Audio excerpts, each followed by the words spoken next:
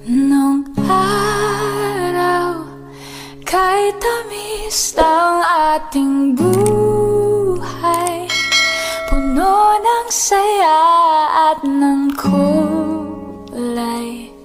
It's our big day ngayon dahil ito na ang araw na pinakahihintay naming dalawa ni Briggs.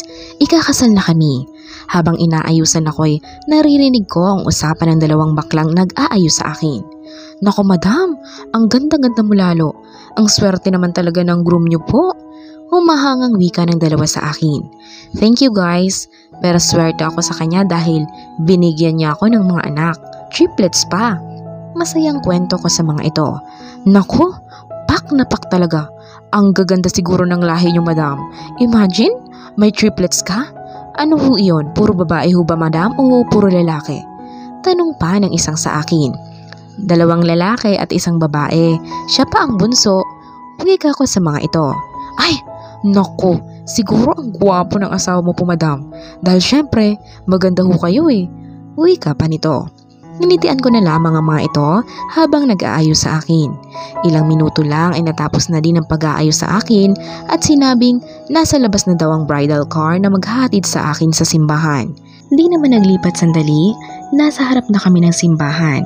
Kung nasaan naghihintay na sa akin ang groom ko, unti-unting bumukas ang pinto ng simbahan. At nauna lang naglakad ang 3 anak ko, nakangiti akong nakatingin sa unahan ng altar kung saan nandoon si Briggs, na nakangiting hinihintay ako. You look lovely on your wedding dress, honey. Hindi na talaga ako makapaghintay na dumating ang honeymoon. Siniko ko kaagad ito. Nasa harap pa kami ng pari, puro honeymoon ang iniisip nito. Binulungan ko ito sa kalihim na pinandilatan. Briggs Montojo, do you take Hilary Grace Lopez for your lawfully wedded wife, in sickness and in health, for richer and for poorer, till death do you part? Tanong ng pari kay Briggs. Yes, I do. Masayang sagot nito. Hilary Grace Lopez, do you take Briggs Montojo as your lawfully wedded husband, in sickness and in health, for richer and for poorer, till death do you part? Tanong ng pari sa akin. Yes, Father, I do. Saad kong sagot dito. Ilang sandali lang ay pumirma kami pareho ni Briggs sa marriage contract namin. I pronounce you husband and wife. You may now kiss the bride. Wika ng pari sa amin. Nang matapos akong halikan ni Briggs, ay kaagad nagpalakpakan ng mga taong sumakse sa engranding kasalan naming iyon. Sa reception ay marami kaming bisitang inestima. Marami kasing mga kabisnes ng aming pamilya ang dumalo. Kaya pinauna ko nang pinauwi ang mga anak ko sa mansyon kasama ang iba pang katulong namin. Malalim na ang gabi nang matapos ang party at tumuloy na kami sa hotel kung saan kami matutulog muna ni Briggs. Pagkapasok pa lang namin sa silid ay kaagad na sinunggaban ako ng halik sa labi ng asawa ko. Hanggang sasabay kaming naligo sa banyo at doon ginawa namin ang ritmo ng pag-ibig. Sa isla kung saan kami unang nagkakilala ni Briggs at nabuo ang anak namin. Dito kami nagpasyang mag-honeymoon imbis na sa ibang bansa.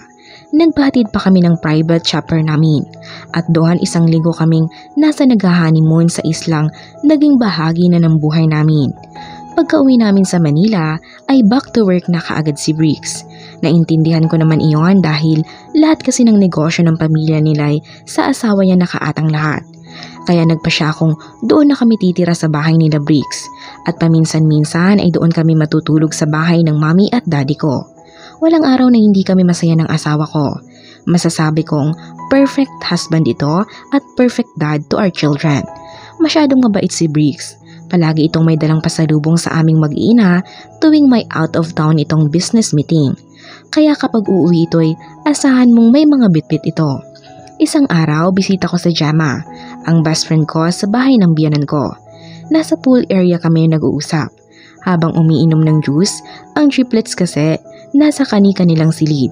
Doon ko pinagpapalaro. Best, alam mo bang nagkita kami ni Lexter after your wedding day? Wika nitong saad sa akin. What do you mean? Bakit siya nakipagkita sa'yo, Gemma? Tanong ko dito. Wala lang, kinakamusta ka niya sa akin. Sabi ko sa kanya na kasal ka na at may anak ka na. Nagulat siya sa nalaman niya. Alam mo bang umiyak pa siya nang malaman niyang may pamilya ka na? I don't know ha, pero pakiramdam ko, mahal ka pa ni Lexter best. Saan nito sa akin? Alam mo best, hindi mo na sana iyan binanggit pa. Sa susunod na magkita kayo, huwag na niya akong kamustahin dahil nasa tamang lalaki na ako at mahal na mahal pa ako. At may pamilya na ako, Gemma. Iba na ang sitwasyon ngayon, kaya please lang, hayaan mo na siya at huwag ka nang magkwento tungkol sa akin. Alam ko naman at naintindihan ko na kahit papaano'y naging close kayo ni Lexter. Pero tapos na ang kabanata ng buhay natin, best. Matagal na kaming tapos. 5 taon ang nakararaan, may kanya-kanyang buhay na kami. He's still single pa rin, Hilary. Wika nitong putol sa akin. Kahit na, Gemma, hindi magandang pag-usapan pa natin siya. Matagal na kaming tapos. Mahal ko ang pamilya ko higit pa sa ano paman. Wika ako dito. I'm sorry, best. Wala naman akong balak na sirain ng pamilya mo dahil nakikita kong mahal na mahal ka ni Briggs. Kayo ng mga anak ninyo. Actually, proud na proud ako sa asawa mo dahil alagang-alaga ka niya. Wika pa nito sa akin. Because we love each other, best. Saad ko pa. Nice to hear that, best. Oh, by the way, kailan balak ninyo mag-Cebu? Baka naman, best. Mapagbigyan ninyo akong mag-asawa, no? Nakasimangot na wika nito sa akin. Saka na, best, kapag di na siya busy, hayaan mo, sasabihin ko kay Briggs na magbakasyon kami sa Cebu after his out-of-town meetings. Wika ko pa.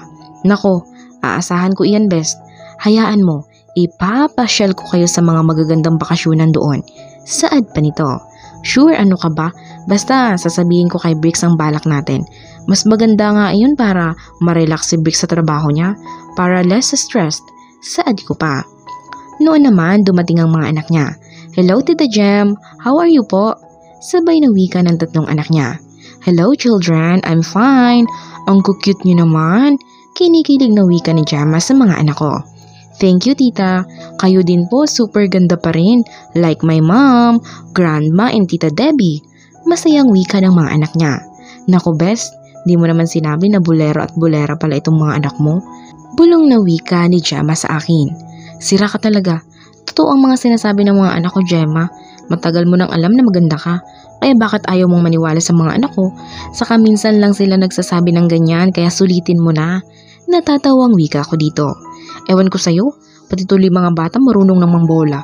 Pero in fairness ha, alam kong maganda pa rin ako. Saan pa nito? Ayan naman pala eh, bakit ayaw mong maniwala sa mga anak ko? Alam mo namang hindi magsisinungaling ang mga bata. Wika kong natatawa na saan dito. Lexter and Nathalie POV. Kukunin ko na ang mga gamit ko dito sa impyernong kondo mo. Ayoko nang makasama ka pa, Lexter. Sawang-sawa na ako sa'yo. Galit na sigaw ni Nathalie sa lalaki. Bakit? Sino ba kasi nagpumilit na dito ka tumira sa kondo ko? Kaya nga sinabi ko sa'yo noon, huwag kang pupunta dito sa kondo ko dahil darating ang girlfriend ko. Pero hindi ka nakinig. Ginawa mo pa rin ang alam mong ikasisira ng relasyon namin. Tapos ngayon, sasabihin mo sa aking ayaw mo na? Hindi kita pinilit dito sa kondo ko, Nathalie. Isaksak mo yan sa kokote mo. Galit ding sigaw sa akin ni Lexter. Ha? Kaya pala iniwan ka ni Hilary dahil mahilig kang manigaw. Aray! Ano ba, bitawan mo nga ako? Galit kong saa dito. Hinawakan kasi nito ang buhok ko at sapilitang pinatayo. Don't you dare na pagsasabihan ako ng ganyan dahil never kong ginawa kay Hilary ang manigaw o kung anumang ikakasakit ng puso niya. Dahil kung siya at ikaw, malayong magiging ikaw si Hilary. Hindi siya katulad mong malandi at mahilig pumatol ng kung kani-kanino. Basta maperay, iyon na ang prospect mo? Bakit? Di ba sabi mo mayaman ang boyfriend mo? Bakit tila naghanap ka na naman ng ibang lalaki? Hindi ba umubra sa kanyang panghuhutot mo? Painsultong wika nito sa akin. Wala kang karapatang insultuhin ako, Lexter, dahil hindi ka naman lugi. Lumigaya ka rin naman sa akin. Bakit ka mangi-insulto? Pagalit kong singhal dito. Ikaw ang nagsimula nito, Nathalie. Now, kung gusto mong umalis dito sa kondo ko, umalis ka. Di naman kita hahabulin dahil sa oras na tanggapin akong muli ni Hilary, sisiguraduhin ko sa iyong magsasama kami at pakakasalan ko na. Biglang napabunghalit ako ng tawa sa narinig ko galing kay Lexter. Umaasa pa rin talaga ito nga nababalik pa ang babaeng mahal nito. Huli ka na pala sa balita. Alam mo bang kasal na si Hilary at may anak na siya? Triplets pa. Gusto mong malaman kung sino ang napangasawa niya? Walang iba kundi ang ex-boyfriend kong si Briggs Montojo. Siya ang nakatuluyan ni Hilary. Gulat ka, no? Paismid kong saa dito. Pinagbastan ko ang itsura ni Lexter. Parang tinakasan ito ng dugo sa buong katawan. Parang hindi ito makapaniwala sa narinig, kaya nagsalita na akong muli. Alam mo, kung ayaw mong maniwala, bahala ka na. Basta iyon ang totoo. Malandi at gold digger ako, Lexter. Pero hindi ako sinungaling, alam mo yan. Patuya ako pang saa dito. Anong pruweba mo? Tanong sa kanya ng lalaki. Gusto mo ng pruweba? Walang problema sa akin yan.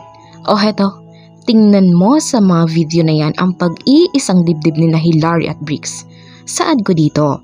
Saka ko nilapag ang cellphone ko at pinakita ito sa lalaki. Tinignan nito ang video sa wedding vows ng dalawa at ang video ng triplets nitong mga anak na kinuha ko pa talaga sa loob ng simbahan. Nakapuslit pa talaga akong pumunta doon upang saksihan ang kasal ng dalawang taong parehong iniwan namin ni Lexter. Small world, di ba? Pero iyon ang totoo. Kailan ito nangyari? Tanong nito sa akin 1 month ago.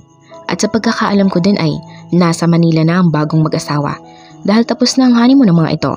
Back to work na si Briggs at nasa bahay ng ex ko si Hilary kasama ng mga anak nila. Wika ko pa. No, kailangan kong makasiguro kung totoo ba talaga ito. Edit mo lang ito para sirain palalo ang buhay ko. Umalis ka na dito sa kondo ko, Nathalie.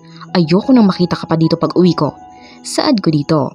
Saka ako nagmamadaling dinampot ang susi ng sasakyan at umalis sa kondo ko.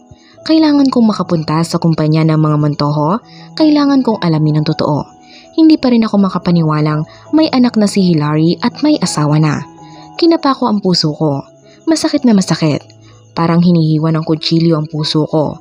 Mahal ko talaga si Hilary. Nasaktan ko lang talaga ito. Pero paano kung totoo ang lahat ng nakikita niya sa video? Anong gagawin niya? Hindi na malaya ni Lexter na tumulo na pala ang luha niya. Sobrang nasaktan siya sa kaisipang iyon. Nasa harap na siya ng Montojo building. Humugot muna ako ng muntong hininga, saka ako pumasok sa loob. Tinanong ko sa guard kung saang floor ko matatagpuan ang CEO ng kumpanyang ito. Mabilis naman itong tinuro sa akin ang floor. Pero bago pa ako makarating sa kinaroroonan ni Briggs, ay hinarang na ako ng secretary nito.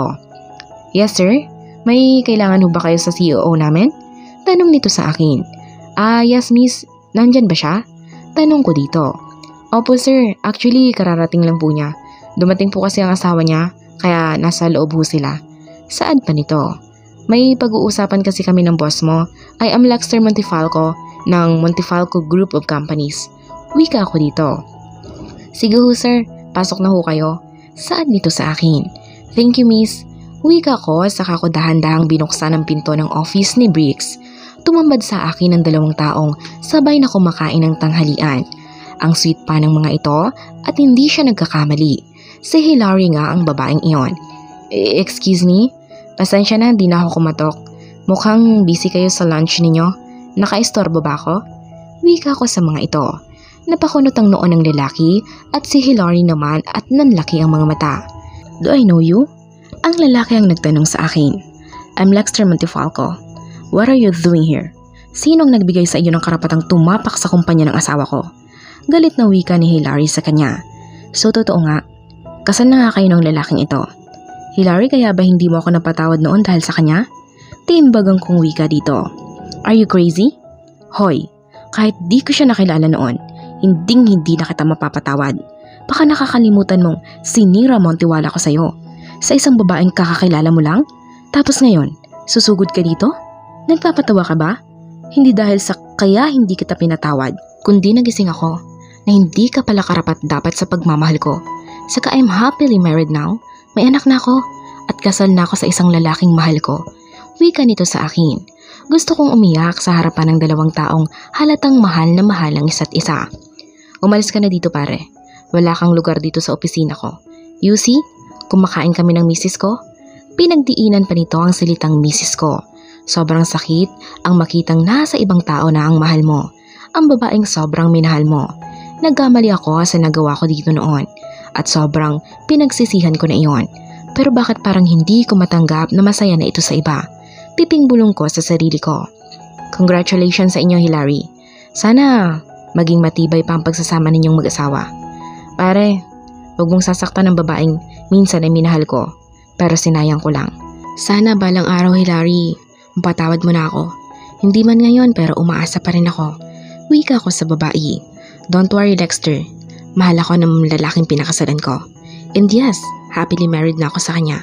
Kasama ko pa ang 3 anak namin. Wika nito sa akin. Tumango-tango naman ako dito saka mapait na nagpaalam sa dalawa. 6 months later, nagising akong parang babaliktad ang sikmura ko at umiikot ang paningin ko. Mabilis akong bumangon at pasuray-suray na pumasok sa loob ng banyo. At eksaktong pagkapasok ko'y sumuka na ako ng sumuka. Wala namang pagkain akong nakitang sinuka ko, kundi puro laway lang. Doon ko na naisip na 2 buwan na pala akong delayed, kaya alam kong buntis na ulit ako. Nang mahimasmasan ako'y mabilis kong inayos ang sarili ko, saka ako bumalik sa silid namin. Gising na din pala si Briggs, at baka sa mukha nito ang pag-aalala. Pasado 3:00 pa ng madaling araw. "Han, are you alright? I heard you while vomiting. May masakit ba sa iyo o may nakain ka ba?" Sunod-sunod na tanong pa nito. "Walang masakit sa akin, Han. Natural lang ito sa mga katulad kong nagdadalang tao." Saad ko dito na nakangiti. "What do you mean? Buntis ka ba?" Saad pa nito. "Yes, Han. Delayed na pala ako ng 2 months. Kaya siguro ito na. Magkakaroon na ulit tayo ng anak." Saad ko pa. "Talaga? Naku, kailangan mo na palang magpatingin ka agad sa Dr. Han para masiguro natin." Excited na wika nito. "Oo, mamaya kapag umaga na talaga. Samahan mo ako." Pero di ba may general meeting ka na naman ngayon?" Tanong ko dito nang maalala kong may importanteng meeting ito ngayon. "Yes, pero i-extend ko muna ng ilang minutuhan. Pwede namang hapon na. Mas importante pa rin sa akin na makita at malamang buntis ka na ulit." Masayang wika nito sa akin. "Talaga? Ang swerte ko naman kung ganoon, Han. Dahil higit sa ano paman, kami ang priority mo. Maraming salamat sa pagmamahal, Briggs." Wika ko dito. "Ano ka ba? Tungkulin ko iyan bilang ama at asawa sa inyo. Kaya iingatan ko kayo kahit anong mangyari." Saad pa nito. Niyakap ko na lamang ito saka ako inalalayang pinahiga ulit para kahit konti makatulog kami. "Congratulations, Mr. and Mrs. Montojo. You're 2 months pregnant." Masayang anunsyo ng doktor sa aming mag-asawa. Punong-puno ng saya ang mga matang nakatingin si Briggs sa monitor ng ultrasound ko. Nang maibigay ng doktor ang mga reseta at vitamins ko'y kaagad kaming nagbayad at umalis ng klinik. Sa bahay ay agad naming sinabi sa daddy ni Briggs ang pagdadalang tao ko. "Wow! Magandang balita ito sa inyo, Briggs, iho. Hilary, mukhang dadami ang lahi natin ah. Basta mag-iingat ka, iha. Ingatan mo palagi ang pinagbubuntis mo. Kung may kailangan kang gawin, ipaubaya mo na lamang sa mga katulong. O kung may gusto ka, iutos mo na lang, iha." Saan pa ng biyanan kong lalaki? "Yes, Dad." Ngiting wika ko dito. "Di ba tayo mag-celebrate?" Tanong pa ng biyanan niya. "Kayo ang bahala, Dad. Kasi kung iyon ang plano, tatawagan ko ang parents ko para sa selebrasyon." Nakangiti kong saa dito. "Sige, iha, ikaw na ang bahala. Basta tawagan mo na lamang ang parents mo.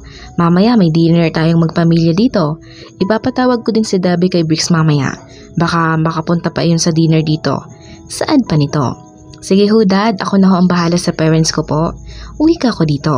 Sinamahan muna ako ni Briggs sa silid namin para makapagpahinga muna ako. Saka ito nagpaalam na aalis na para sa general meeting.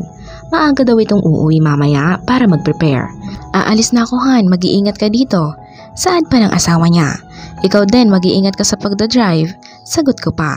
Hinalikan muna ako nito sa labi, saka ako nito niyakap at nagpaalam na aalis na.